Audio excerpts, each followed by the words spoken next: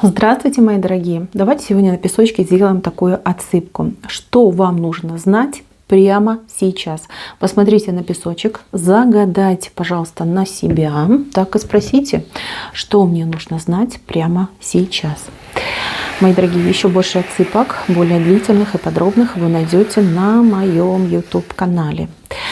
Так, не доверяйте тому, кто сейчас пытается вам навязать какое-то мнение, либо какое-то дает вам предложение. Человек идет лукавый, человек чего-то вам не договаривает. Вот знаете, кто-то ходит за вами и что-то вам постоянно предлагает, и вас все время подбивает на что-то.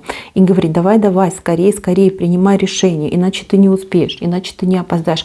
Не верьте этому человеку, а лучше возьмите и перепроверьте. Вас там ждет очень большой сюрприз и, как следствие, большое разочарование в этом человеке.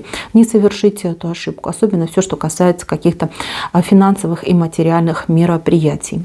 Так, еще кто-то столкнется с достаточно не очень хорошим моментом в плане самочувствия. Будьте уверены, что по вот этому глазу вас действительно человек поглазил. Кто это сделал? Это тот, кто с вами где-то рядом проживает. Кто-то из соседей, да, посмотрел на вас недобрым глазом.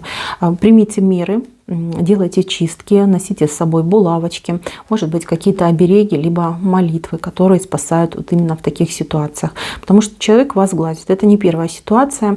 И если вы не предпримете меры, будет и не последняя.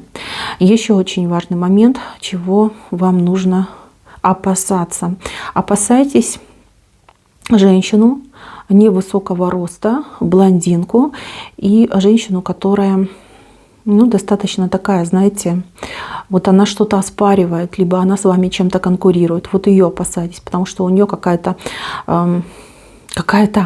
обострение у нее, в общем, какое-то происходит. Она может что-то сделать, либо она говорить очень-очень неприятное.